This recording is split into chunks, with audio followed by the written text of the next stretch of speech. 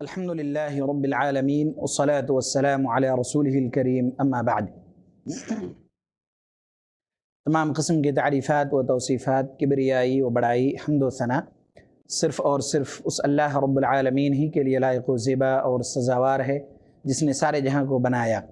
بعدہ بے شمار درود و سلام نازل ہو نبی آخر الزماں محمد عربی صلی اللہ علیہ وسلم پر۔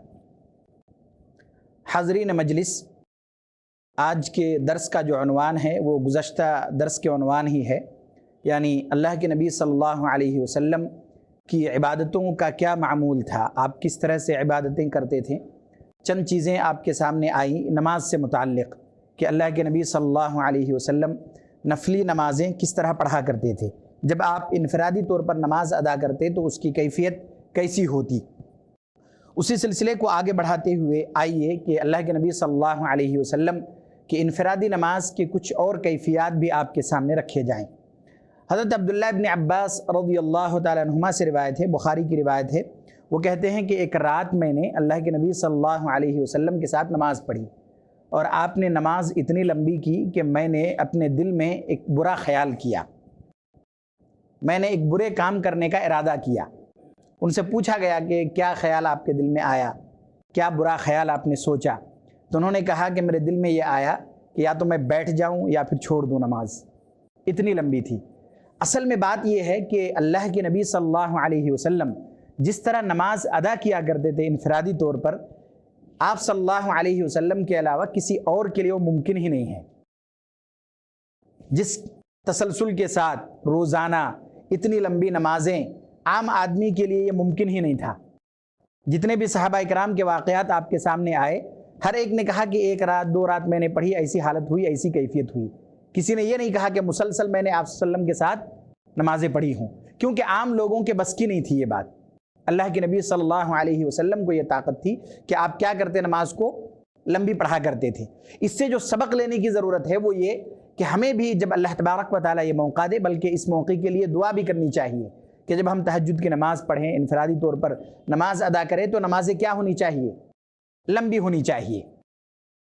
اللہ کے نبی صلی اللہ علیہ وسلم کے اس معمول کو بتلاتے ہوئے حضرت عبداللہ ابن عباس رضی اللہ تعالیٰ عنہما نے یہ ارشاد فرمایا، صلیت مع النبی صلی اللہ علیہ وسلم لیلہ، کہ ایک رات میں نے آپ صلی اللہ علیہ وسلم کے ساتھ نماز پڑھی، فلم یزل قائما حتی ہممت بامر سوء، کہ آپ مسلسل اتنی دیر تک کھڑے رہے کہ میں نے ایک برے چیز کرنے کا ارادہ کیا۔ قلنا، صحابہ کرام نے پوچھا، ان سے پوچھا گیا، وما ہممت، اور آپ نے کس چیز کا ارادہ کیا؟ قال، انہوں نے کہا، ہممت ان اقعد او اذر النبی صلی اللہ علیہ وسلم، میں نے یہ دل میں ارادہ کیا یا تو میں بیٹھ جاؤں، اب نہیں ہو رہا، کھڑا نہیں رہ سک رہا ہوں، یا پھر کیا کر دوں، آپ صلی اللہ علیہ وسلم کو چھوڑ دوں، نماز ہی چھوڑ دوں۔ اتنی لمبی نماز آپ صلی اللہ علیہ وسلم پڑھتے تھے، یہاں تک کہ آپ صلی اللہ علیہ وسلم کے بارے میں آیا کہ آپ کی نماز اتنی لمبی ہوا کرتی کہ آپ کے پیر میں ورم آ جاتا تھا، پھول جاتا تھا پیر، اتنا لمبا آپ کھڑے ہوتے تھے مسلسل۔ جب صحابی نے پوچھا کہ اللہ کے نبی صلی اللہ علیہ وسلم، آپ کے تو اگلے پچھلے سارے گناہ معاف ہیں، یعنی آپ گناہوں سے پاک ہیں، پھر آپ کو اتنی لمبی نمازیں پڑھنے کی کیا ضرورت ہے؟ تو آپ صلی اللہ علیہ وسلم نے کیا جواب دیا؟ آپ صلی اللہ علیہ وسلم نے ارشاد فرمایا کہ جب اللہ نے اتنا بڑا وقار اور اتنا بڑا درجہ مجھے دیا ہے تو کیا میں اپنے رب کا شکر گزار بندہ بھی نہ بنوں؟ ٹھیک ہے، اگلا پچھلا گناہ معاف ہے، لیکن کیا میں اپنے رب کا شکر گزار بندہ نہ بن جاؤں؟ یہ آپ صلی اللہ علیہ وسلم کا قول ہے۔ اور ہم جیسے لوگ جو ہم گناہ کرتے رہتے ہیں، اب ہمیں کس طرح نماز پڑھنے کی ضرورت ہے، آپ صلی اللہ علیہ وسلم کے اس فرمان سے اندازہ لگائیے۔ چنانچہ ترمذی کی روایت ہے، حضرت مغیرہ بن شعبہ رضی اللہ تعالیٰ عنہ سے روایت ہے، وہ کہتے ہیں، صلی رسول اللہ صلی اللہ علیہ وسلم حتی انتفخت قدماہ، کہ آپ صلی اللہ علیہ وسلم نماز پڑھتے یہاں تک کہ آپ کے دونوں پیر کیا ہو جاتے، پھول جاتا تھا، ورم آ جاتا تھا کھڑے ہونے کی وجہ سے، لمبی نماز پڑھنے کی وجہ سے۔ فقیل لہ، تو آپ صلی اللہ علیہ وسلم سے پوچھا گیا، کہا گیا، اتتکلف ھذا وقد غفر لک ما تقدم من ذنبک وما تأخر، کہ اللہ کے نبی صلی اللہ علیہ وسلم آپ اتنا تکلف کرتے ہیں، اس کی ضرورت ہے جبکہ آپ کو اگلے پچھلے گناہ کیا ہے، آپ کے معاف ہے، تو پھر آپ کو اتنی تکلف کی کیا ضرورت ہے کہ اتنی لمبی نمازیں آپ پڑھیں؟ قال، اللہ کے نبی صلی اللہ علیہ وسلم نے یہ ارشاد فرمایا، افلا اکون عبدا شکورا، کیا میں اپنے رب کا شکر گزار بندہ نہ بنوں؟ یعنی میں کتنی بھی عبادت کروں وہ کم ہے، اللہ کے شکر بجا لانے کے لیے وہ کم ہے، کتنی بھی لمبی نمازیں میں پڑھ لوں۔ یہ تھا آپ صلی اللہ علیہ وسلم کی کیفیت نماز سے متعلق۔ چند چیزیں آپ کے ذہن میں ڈالی گئیں، آپ کو بتلایا گیا تاکہ ایک کیفیت ہماری ذہن میں رہے، اور ہم بھی کوشش کریں کہ اسی انداز کی نماز جب انفرادی طور پر ہم ہوں تو کیا کریں؟ پڑھا کریں۔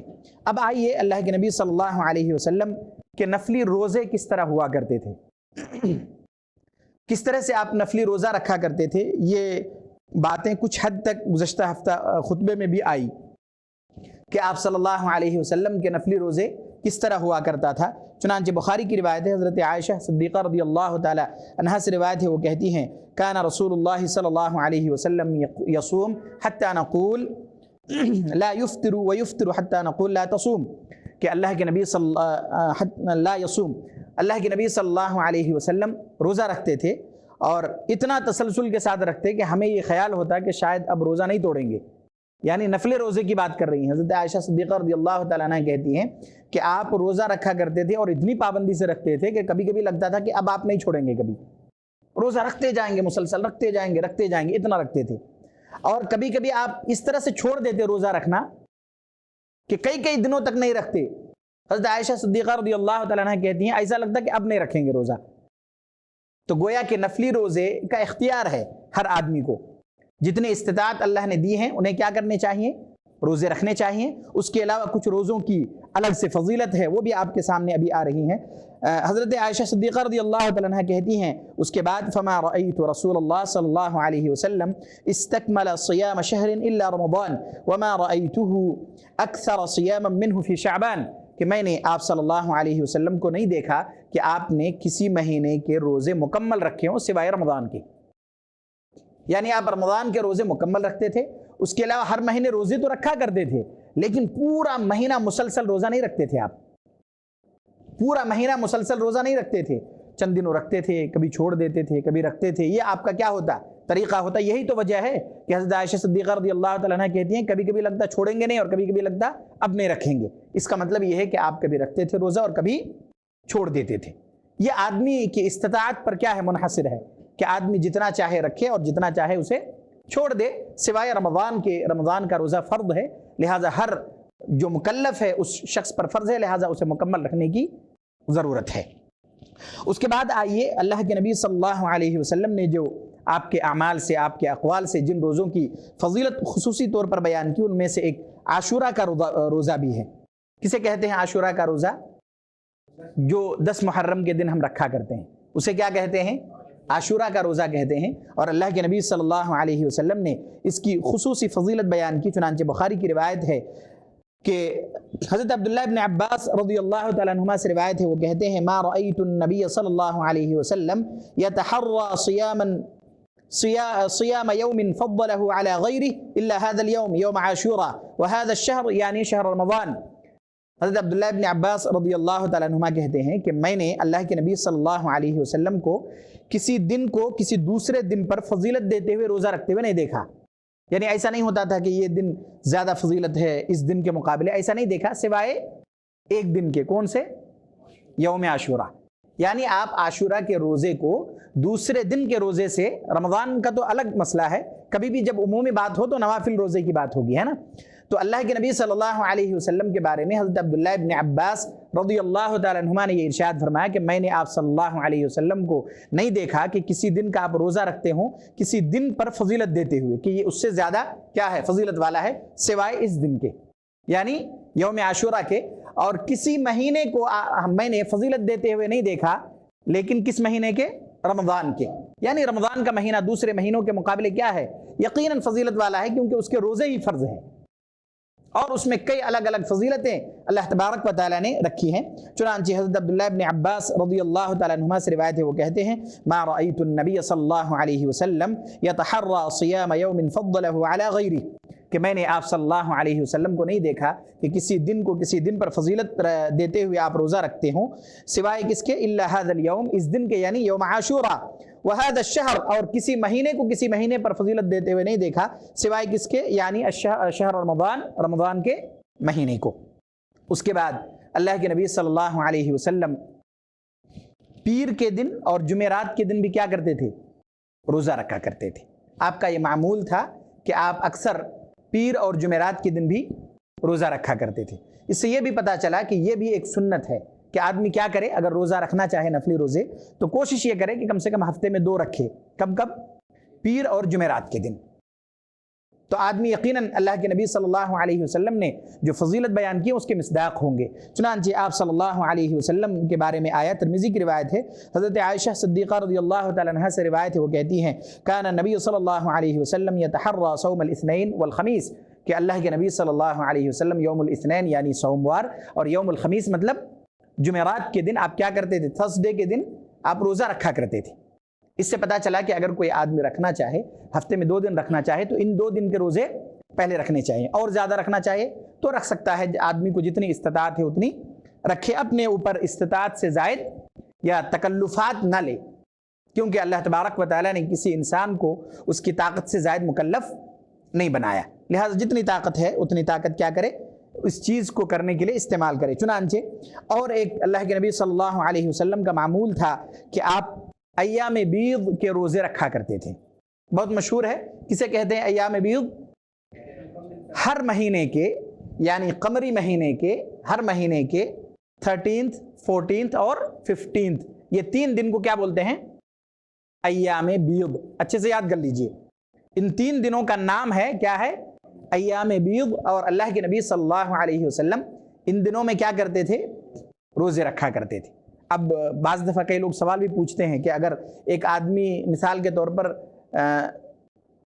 پیر کے دن یعنی سوموار کے دن اور جمعرات کے دن کا روزہ رکھتے ہیں، ایام بیض بھی اسی دن میں سے آ گیا، تو اللہ سے امید رکھیے کہ اس کے بھی اجر ملیں گے آپ کو، چونکہ آپ کا یہ معمول رہا ہے نا، تسلسل رہا نا آپ کا، کہ ہر ہفتے آپ پیر کے دن اور جمعرات کے دن روزہ رکھتے ہیں، پھر ایام بیض بھی رکھتے ہیں، وہ بھی دن آ گیا، تو انشاءاللہ آپ کو دونوں دن کے کیا ہوں گے؟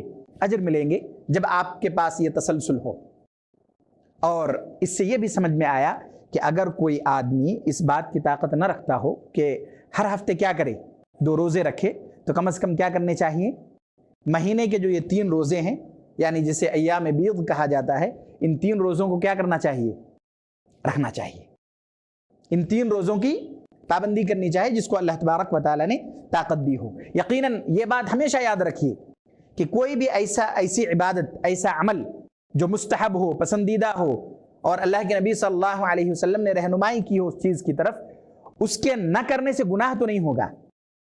مثال کے طور پر کوئی ایام بیض کے روزے نہ رکھے تو ان کو تھوڑی آپ یہ بول سکتے ہیں کہ آپ کا گناہ ہوگا، یا پیر اور جمعرات کے دن کا روزہ نہ رکھے تو یہ تھوڑی بول سکتے ہیں کہ گناہ ہوگا آپ کا، نہیں بول سکتے نا، نہیں ہوگا۔ لیکن اگر کوئی آدمی رکھے تو اس کو اس کی فضیلت ملے گی، اس کا جو اجر ہے اسے ملے گا۔ چنانچہ اللہ کے نبی صلی اللہ علیہ وسلم کا یہ معمول تھا۔ ابو داود کی روایت ہے، حضرت قتادہ بن ملحان رضی اللہ تعالیٰ عنہ سے روایت ہے، وہ کہتے ہیں کان رسول اللہ صلی اللہ علیہ وسلم یأمرنا ان نصوم البیض 13 و14 و 15، کہ اللہ کے نبی صلی اللہ علیہ وسلم ہمیں یہ حکم دیتے کہ ہم بیض کے روزے رکھیں، یعنی 13واں 14واں اور 15واں دن ہر مہینے کے، قمری مہینے کے، یہ انگلش والا مہینہ مت جوڑیے گا، یہ چاند کے مہینے کا ہے، چاند کے مہینے کا ہے کہ ہر مہینے کے 13واں 14واں اور 15واں دن روزہ رکھنے کا آپ ہمیں حکم دیتے۔ قال، اور اس کی فضیلت سنیے، اللہ کے نبی صلی اللہ علیہ وسلم نے یہ ارشاد فرمایا، قال راوی کہتے ہیں وقال، اور آپ نے یہ ارشاد فرمایا ہن کہیئت الدہر، اور اس کی فضیلت یہ ہے کہ گویا پورا زمانہ، دہر کس کو بولتے ہیں؟ پوری عمر روزہ رکھنے کے مانند ہے۔ کتنی بڑی فضیلت ہے کہ آدمی اگر ایک مہینے کے 3 روزے رکھے تو گویا کہ اس نے اپنی پوری زندگی کیا کر لی؟ روزہ رکھی ہے۔ بہت بڑی فضیلت ہے اور بہت آسان بھی ہے۔ روزہ رکھنے کے جو لوگ عادی ہیں ان کے لیے بہت آسان کام ہے کہ آدمی کیا کرے؟ یہ 3 روزے رکھے، اور پھر اتنی بڑی فضیلت جو اللہ کے نبی صلی اللہ علیہ وسلم نے بیان کی ہے اسے حاصل کرے۔ اس کے بعد ایک اور روزہ ہے جس سے متعلق اللہ کے نبی صلی اللہ علیہ وسلم کا یہ معمول بھی رہا اور آپ نے اس کی طرف رہنمائی بھی کی۔ وہ کون سے روزے ہیں؟ ذی الحج کے مہینے کے 9 روزے۔ بہت فضیلت آئی ہیں ان کی، قرآن میں ان دنوں کے بارے میں فضیلتیں آئی ہیں۔ 9 پہلے تاریخ سے لے کے 9 ذی الحج تک روزہ، 10 نہیں، 10واں دن عید ہے نا، اور عید کے دن روزہ رکھنا جائز نہیں ہے۔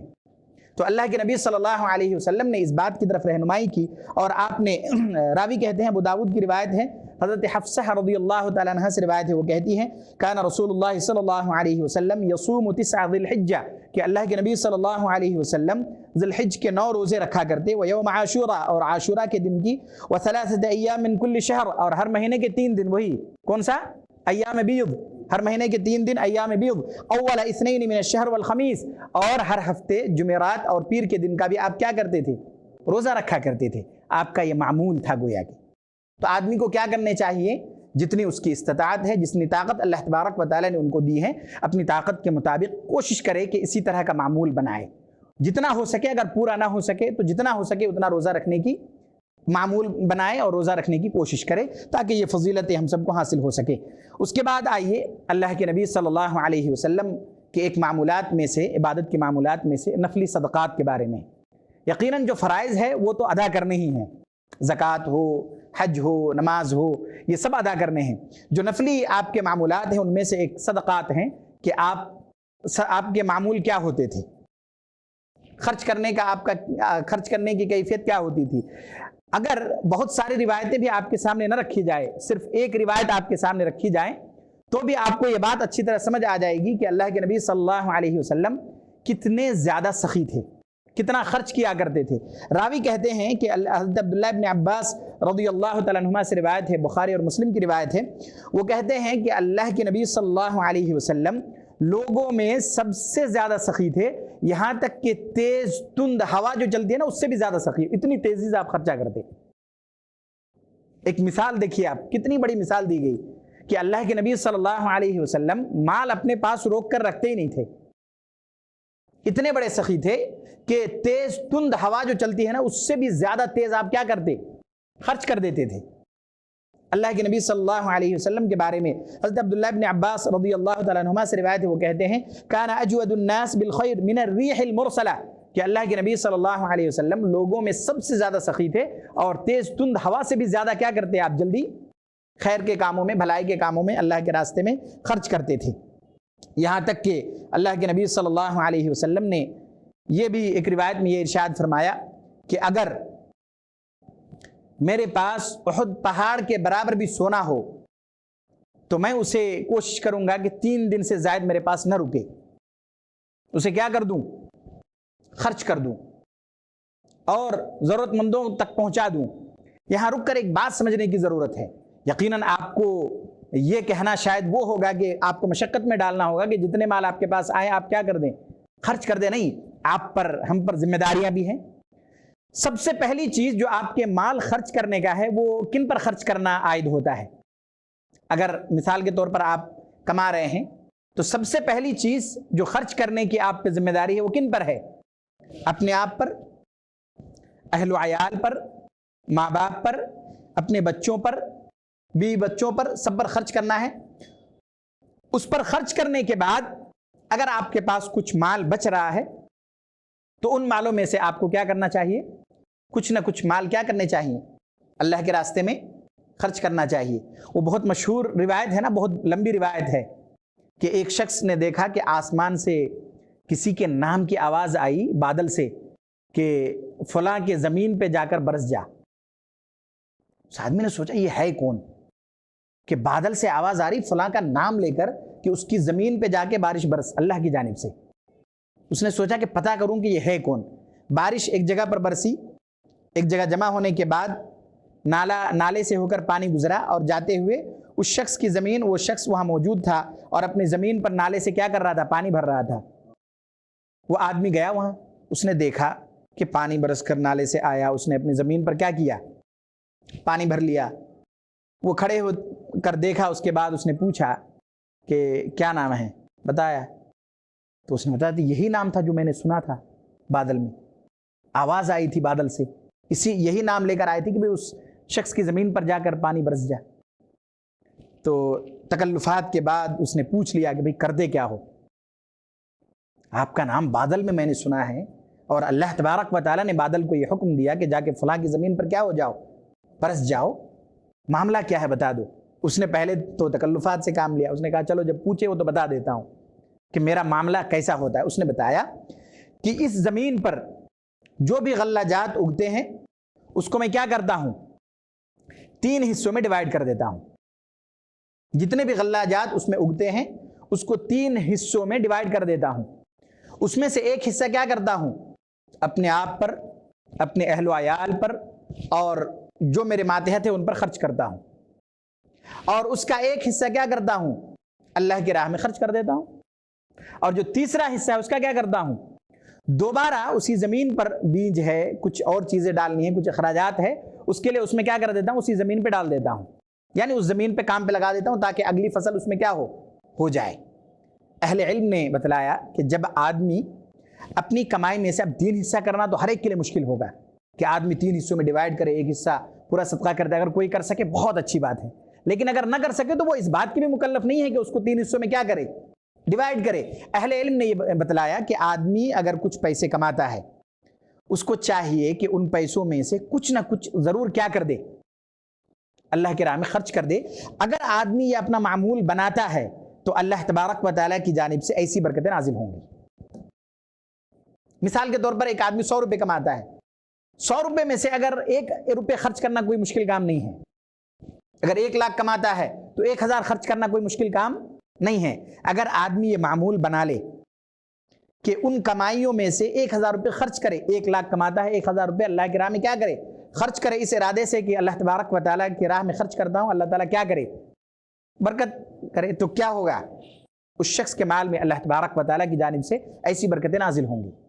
اس لیے ہر آدمی کو کوشش کریے کہ جتنی بھی کمائی ہو رہی ہے آپ کی اور جتنی بھی استطاعت ہے، آپ کو کوئی ایسا وہ نہیں ہے، آپ پر کوئی ذمہ داری نہیں ہے کہ اتنا ہی خرچ کرنا ہے. جتنی آپ کی استطاعت ہے، جتنا آپ خرچ کر سکتے ہوں، اپنی کمائی میں سے کیا کرنا چاہیے؟ ایک معمول بنانا چاہیے اور اللہ کی راہ میں خرچ کرنی چاہیے. جب آدمی یہ معمول بناتا ہے تو اللہ تبارک و تعالیٰ کی جانب سے برکتیں نازل ہوتی ہیں.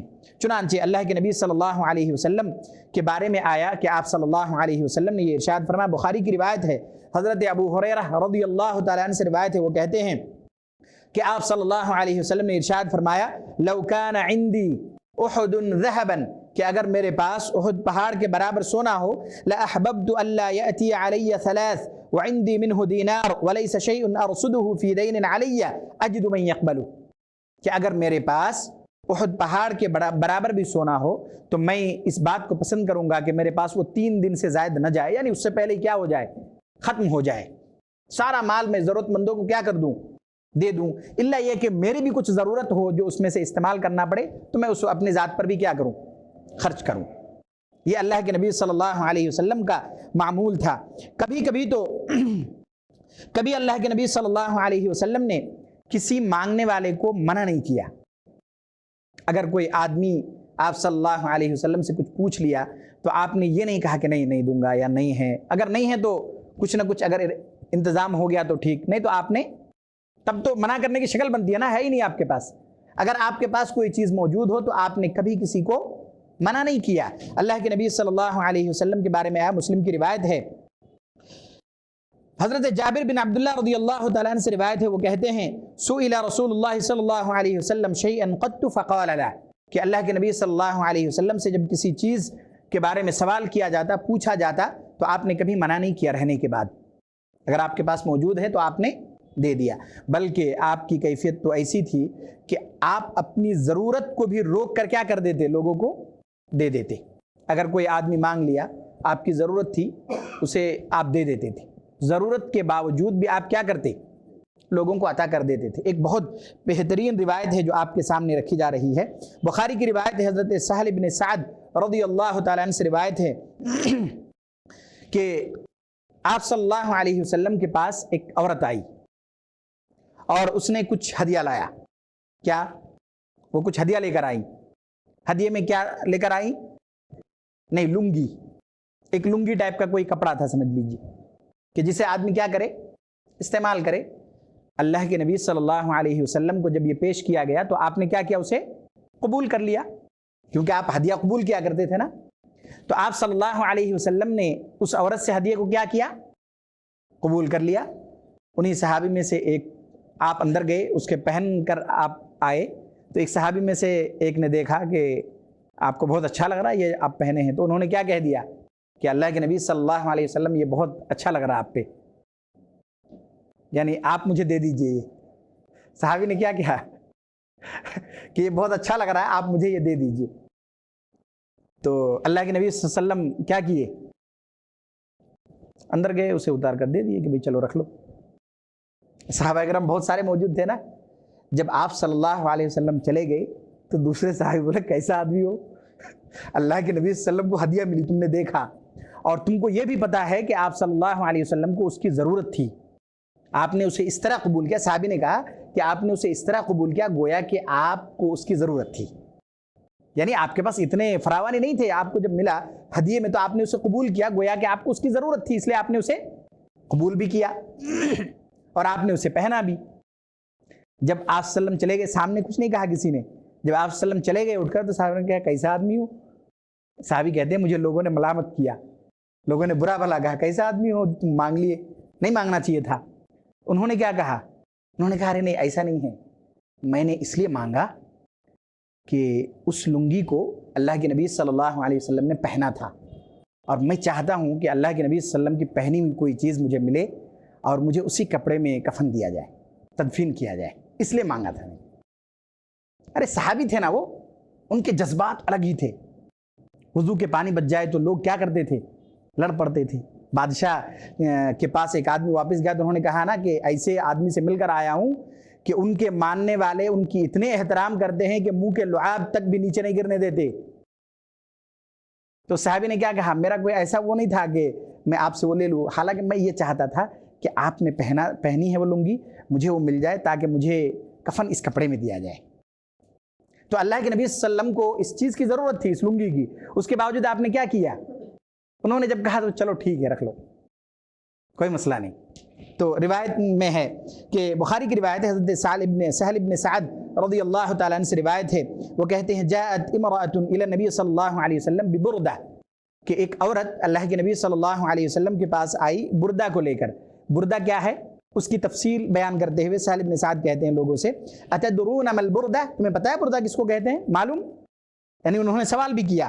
فقال القوم، لوگوں نے کہا ہی الشملہ، یعنی وہی لنگی جیسا کپڑا، اس کی تھوڑی اور تفصیل بھی بیان کی۔ فقال سہل ہی شملۃ منسوجہ فیہا حاشیتھا، یعنی ایسا کپڑا جس کے لٹکے ہوئے ہوں، حاشیہ وغیرہ جو ہے نیچے لٹکے ہوئے، یعنی لنگی۔ اس کا ترجمہ لوگوں نے بہت آسانی سے سمجھنے کے لیے کیا کیا، کوئی تہبند، کوئی لنگی، کوئی ایسا کپڑا جس کو پہنا جاتا ہو۔ فقالت، وہ آئی، انہوں نے کہا یا رسول اللہ، کہ اللہ کے نبی صلی اللہ علیہ وسلم یہ کپڑا میں آپ کو پہنانا چاہتی ہوں، یعنی میں آپ کو ہدیے میں دینا چاہتی ہوں۔ فأخذها النبی صلی اللہ علیہ وسلم محتاجا الیہا فلبسها، تو اللہ کے نبی صلی اللہ علیہ وسلم نے اس کپڑے کو لیا گویا کہ آپ کو اس کی ضرورت تھی، یعنی اس انداز سے آپ نے اسے قبول کیا کہ بھئی ہاں ٹھیک ہے لاؤ، گویا کہ آپ کو اس کی ضرورت تھی، الفاظ میں بیان کیا محتاجن الیہا، گویا کہ اللہ کے نبی صلی اللہ علیہ وسلم کو اس کی ضرورت تھی۔ فلبسها، پھر آپ نے اسے پہنا بھی، اسے قبول کرنے کے بعد، لینے کے بعد کیا کیا، اسے آپ نے پہنا بھی۔ فرآها علیہ رجل من الصحابہ، تو صحابی میں سے ایک آدمی نے دیکھا آپ صلی اللہ علیہ وسلم کو، فقال، اور کہا یا رسول اللہ ما احسن هذه، انہوں نے کہا بہت اچھی لنگی ہے یہ۔ انہوں نے کیا کہا کہ اللہ کے نبی صلی اللہ علیہ وسلم یہ بہت اچھی لنگی ہے، بہت اچھا لگ رہا ہے، بہت بہترین ہے۔ اس کے بعد انہوں نے کہا فاکسنیھا، مجھے یہ پہنا دیجئے آپ، یعنی یہ لنگی مجھے کیا کیجئے، آپ پہنا دیجئے، یعنی مجھے دے دیجئے۔ فقال نعم، اللہ کے نبی صلی اللہ علیہ وسلم نے کہا ٹھیک ہے کوئی مسئلہ نہیں۔ فلما قام النبی صلی اللہ علیہ وسلم، تو آپ صلی اللہ علیہ وسلم نے دے دیا، جب آپ کھڑے ہوئے، لامہ اصحابہ، تو دیگر اصحاب جو ہے انہوں نے ان کو ملامت کیا، برا بھلا، انہوں نے کیسا آدمی کیوں مانگ لیے، نہیں مانگنا چاہیے تھا۔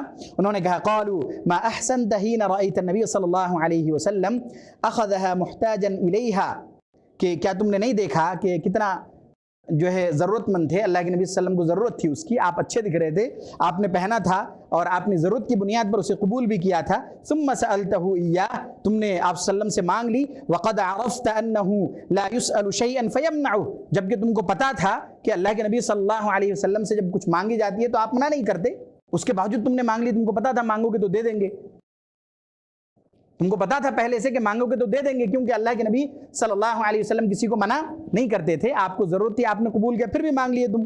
انہوں نے کہا فقال، انہوں نے کہا رجوت ببرکتها حين لبسها النبی صلی اللہ علیہ وسلم، میں تبرک کا ارادہ کرتا تھا، چونکہ اللہ کے نبی صلی اللہ علیہ وسلم اسے پہنے تھے، میں چاہتا تھا کہ مجھے وہ کیا ہو جائے، مل جائے، اور انہوں نے آگے یہ بھی کہا اور میری یہ بھی خواہش تھی کہ اس کپڑے میں مجھے کیا کیا جائے، تدفین کیا جائے، اس لیے میں نے مانگا تھا۔ تو اللہ کے نبی صلی اللہ علیہ وسلم کا تو یہ معمول تھا کہ آپ کی ضرورت کے باوجود آپ کیا کرتے تھے، دے دیتے تھے لوگوں کو۔ اگر کسی نے پوچھا مانگا، اپنی ضرورت کو کیا کر کے کم کر کے آپ لوگوں کو دے دیتے تھے۔ ایک اور روایت آپ کے سامنے رکھی جاتی ہے کہ اللہ کے نبی صلی اللہ علیہ وسلم نے حضرت صفوان بن امیہ رضی اللہ تعالی عنہ کے بارے میں آیا کہ جب تک وہ اسلام نہیں لائے تھے سب سے زیادہ بغض رکھتے تھے اللہ کے نبی صلی اللہ علیہ وسلم سے۔ کون؟ حضرت صفوان بن امیہ رضی اللہ تعالی عنہ۔ اللہ کے نبی صلی اللہ علیہ وسلم نے ان کو کتنی بکریاں دی معلوم؟ کتنے دی ہوں گی؟ 300 بکریاں دے دی ان کو۔ کن کو؟ حضرت صفوان بن امیہ رضی اللہ تعالی عنہ کو 300 بکریاں دے دی۔ وہ کہتے ہیں کہ آہستہ آہستہ 100 دی، پھر مجھے 100 دی، پھر 100 دی۔ اللہ کے نبی صلی اللہ علیہ وسلم میرے نزدیک یعنی اسلام سے پہلے سب سے زیادہ میں آپ سے بغض کرتا تھا، اور اس کے بعد یعنی اسلام لانے کے بعد میں اللہ کے نبی صلی اللہ علیہ وسلم سے لوگوں میں سب سے زیادہ محبت کرنے والا تھا۔ ایسے بہت سارے واقعات ہیں صحابہ کرام کے جو اسلام لانے سے پہلے کیا کرتے تھے، آپ کے جان کے دشمن تھے، آپ سے بے انتہا بغض رکھا کرتے تھے، لیکن جب ان کو ایمان کی دولت ملی تو پھر آپ کے لیے اپنی جان بھی نچھاور کرنے تیار تھے۔ صحابہ کرام کے بہت سارے ایسے واقعات ہیں۔ مسلم کی روایت ہے کہ جب اللہ کے نبی صلی اللہ علیہ وسلم کو بہت مال ملا، وَأَعْطَى رسول اللہ صلی اللہ علیہ وسلم یومئذ، تو اللہ کے نبی صلی اللہ علیہ وسلم نے غزوے میں حنین کے بعد شاید کہ آپ صلی اللہ علیہ وسلم نے دیا کن کو؟ صفوان بن امیہ کو 100 من النعم، جانوروں میں سے، بکری میں سے، چوپائے میں سے آپ نے کیا کی؟ 100 دے دی، ثم 100 پھر 100 ثم 100 پھر 100 یعنی 300 دے دی گویا کہ۔ اس کے بعد وہ کہتے ہیں واللہ لقد اعطانی رسول اللہ ما اعطانی، کہ مجھے اتنا دیا کہ میں بتا نہیں سکتا، بہت سارا مال مجھے اللہ کے نبی صلی اللہ علیہ وسلم نے عطا کر دیا۔ وَإِنَّهُ لَأَبْغَضُ النَّاسِ إِلَيَّ، اس سے پہلے میں لوگوں میں سب سے زیادہ بغض رکھا کرتا تھا، کن سے؟ اللہ کے نبی صلی اللہ علیہ وسلم سے۔ فَمَا بَرَحَ يُعْطِينِي حَتَّى إِنَّهُ لَأَحَبُّ النَّاسِ إِلَيَّ، پھر اس کے بعد آہستہ آہستہ ایسی محبت میرے دل میں پیدا ہوئی آپ صلی اللہ علیہ وسلم کے تئیں کہ میں آپ سے محبت کرتا تھا لوگوں کے مقابلے سب سے زیادہ، یعنی دوسرے لوگوں کی محبت آپ کی محبت کے سامنے کچھ بھی نہیں تھی، آپ سے اتنا میں محبت کرنے والا بن گیا۔ اللہ کے نبی صلی اللہ علیہ وسلم کی یہ معمولات ہوتے تھے عبادات کے، نماز کے، روزوں کے اور نفلی صدقات وغیرہ کے، کہ آپ اس طرح سے خرچ کیا کرتے تھے۔ اس لیے ضرورت اس بات کی ہے کہ آدمی ان سارے چیزوں کو معلومات کرے، اللہ کے نبی صلی اللہ علیہ وسلم کی کیفیات کو جانے، اور پھر جتنی استطاعت ہو کیا کرے، آدمی اسی طرح سے اپنی عبادات کو اللہ کے نبی صلی اللہ علیہ وسلم کے طریقے پر کرنے کی کوشش کرے۔ جب آدمی کسی چیز کا ارادہ کرتا ہے، اس کا عزم کرتا ہے، تو پھر اللہ تبارک و تعالیٰ کی جانب سے مدد بھی آتی ہے۔ ایک آدمی کوئی کام کرنا چاہے اور وہ کرنے کا ارادہ کر کے شروع کرے تو اللہ تبارک و تعالیٰ کی جانب سے کیا آتی ہے؟ مدد آتی ہے۔ لیکن جب ہم پہلے ہی بزدلی کا مظاہرہ کریں، نہیں کر سکتے شاید، نہیں ہو سکتا شاید، تو پھر اس آدمی کو توفیق ہی نہیں ملتی۔ کیوں؟ کیونکہ ان کے عزم میں وہ پختگی نہیں ہے، ارادے میں وہ پختگی نہیں ہے۔ اس لیے آدمی کو ارادے کیا کرنے چاہیے؟ مضبوط کرنے چاہیے، ہمت اور حوصلے سے کام لینا چاہیے، تاکہ اللہ تبارک و تعالیٰ کی مدد بھی شامل حال ہو۔ اخیر میں اللہ تبارک و تعالیٰ سے دعا ہے کہ اللہ تبارک و تعالیٰ ہم سب کو سیدھے راستے پر چلائے اور کتاب و سنت کے مطابق زندگی گزارنے کی توفیق نصیب فرمائے۔ آمین۔ السلام علیکم ورحمۃ اللہ وبرکاتہ۔